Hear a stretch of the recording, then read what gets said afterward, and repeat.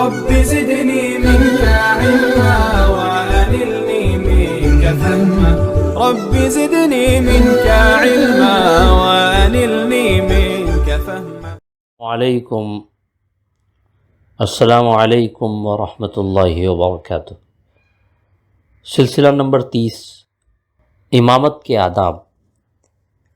Number 1، امامت کے زیادہ حقدار کو مقدم کرنا، بشرط یہ کہ طے شدہ امام نہ ہو.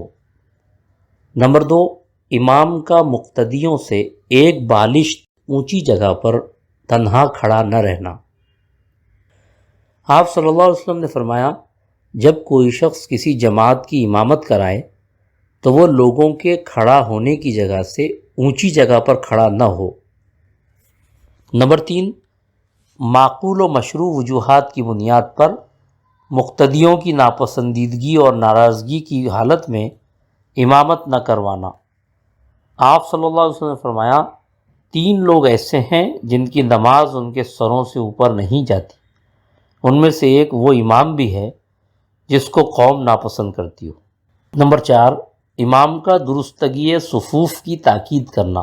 حضرت ابو مسعود انصاری رضی اللہ تعالیٰ عنہ فرماتے ہیں کہ آپ صلی اللہ علیہ وسلم نماز میں ہمارے کندھوں کو چھو کر فرماتے، سیدھے کھڑے ہو جاؤ اور آگے پیچھے نہ ہو ورنہ تمہارے دل مختلف ہو جائیں گے. نمبر 5، امام کا قرأت مسنونہ کی رعایت کرتے ہوئے معتدل نماز پڑھانا. آپ صلی اللہ علیہ وسلم نے فرمایا، جب تم میں سے کوئی شخص لوگوں کی امامت کرائے تو اعتدال سے کام لے. نمبر 6، سلام کے بعد امام کا فجر اور عصر میں لوگوں کی طرف رخ کرنا. نمبر 7، امام کا صرف اپنی ذات کے لیے دعا نہ کرنا. آپ صلی اللہ علیہ وسلم نے فرمایا، کوئی امام مقتدیوں کو چھوڑ کر صرف اپنی ذات کے لیے دعا نہ کرے. اگر ایسا کرے گا تو اس نے مقتدیوں کے ساتھ خیانت کی. مقتدیوں کے آداب. نمبر 1، صفوں کو درست کرنا. آپ صلی اللہ علیہ وسلم نے فرمایا، نماز میں صفوں کو اچھی طرح درست کرو.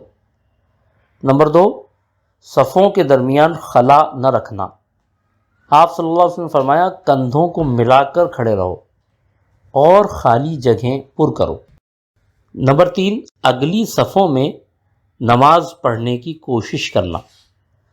آپ صلی اللہ علیہ وسلم نے فرمایا، بے شک اللہ اور اس کے فرشتے اگلی صفوں پر رحمت نازل کرتے ہیں. نمبر 4، امام کے پیچھے اہل علم و اہل دانش کا کھڑا ہونا. آپ صلی اللہ علیہ وسلم نے فرمایا، تم میں سے عقل مند اور سمجھدار میرے قریب رہیں. نمبر 5، نئی صف شروع کرنے سے پہلے اگلی صف پر کرنا. نمبر 6، جب صرف ایک مقتدی ہو امام کے داہنی طرف کھڑا رہنا.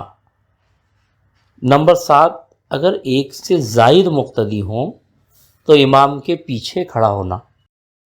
نمبر 8، اگر امام کی آواز نہ پہنچے تو مکبر مقرر کرنا. حضرت ابوبکر رضی اللہ تعالیٰ عنہ نے آپ صلی اللہ علیہ وسلم کے مرض وفات میں اسی طرح کیا تھا کہ جب آپ صلی اللہ علیہ وسلم کی آواز لوگوں تک نہ پہنچتی تھی تو حضرت ابوبکر رضی اللہ تعالیٰ عنہ لوگوں کو آپ صلی اللہ علیہ وسلم کی تکبیر سناتے تھے. نمبر 9، مقتدی کی تکبیر تحریمہ کا امام کی تکبیر تحریمہ کے ساتھ ہونا. آپ صلی اللہ علیہ وسلم نے فرمایا، جب امام تکبیر کہے تو تم بھی تکبیر کہو. نمبر 10، امام کو جس حالت میں پائے اس کی اقتداء کرنا. آپ صلی اللہ علیہ وسلم نے فرمایا، جب تم میں سے کوئی نماز پڑھنے کے لیے آئے اور امام کسی حال پر ہو تو چاہیے کہ وہ ایسا ہی کرے جیسا امام کر رہا ہے، یعنی اس عمل میں شامل ہو جائے. نمبر 11، سورہ فاتحہ کے بعد آمین کہنا. آپ صلی اللہ علیہ وسلم نے فرمایا، امام وَلَضَّالِّينَ کہے تو تم آمین کہو. نمبر 12، آمین آہستہ کہنا.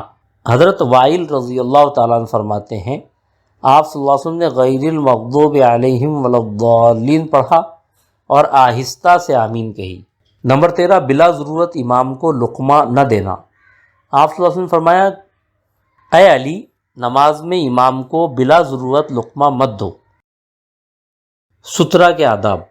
نمبر 1، نماز پڑھنے والے کے آگے سے نہ گزرنا. آپ صلی اللہ علیہ وسلم نے فرمایا، اگر مصلی کے سامنے سے گزرنے والے کو معلوم ہو جائے کہ اس پر کیا گناہ ہے تو وہ اپنے لیے اس کے سامنے سے گزرنے کے مقابلے میں 40 دن یا مہینے یا سال تک ٹھہرنا بہتر سمجھے گا۔ نمبر 2، لوگوں کی آمد و رفت کی جگہ میں سترا لگا کر نماز پڑھنا۔ حضرت ابن عمر رضی اللہ تعالیٰ عنہ فرماتے ہیں، آپ صلی اللہ علیہ وسلم نیزہ گاڑتے اور اس کی طرف رخ کر کے نماز پڑھتے۔ نمبر 3، سترے کی موٹائی 1 انگلی کے برابر اور لمبائی 1 ہاتھ کے برابر ہونا۔ نمبر 4، سترے کے درمیان سے گزرنے والے کو روکنا۔ نمبر 5، بوقت ضرورت کسی کو متنبہ کرنے کے لیے مرد کا تسبیح کہنا اور عورت کا تالی بجانا۔ آپ صلی اللہ علیہ وسلم نے فرمایا، مردوں کے لیے تسبیح ہے اور عورتوں کے لیے تالی بجانا ہے۔ اللہ تعالی ہم سب کو عمل کی توفیق عطا فرمائے، آمین۔ جزاک اللہ خیرا۔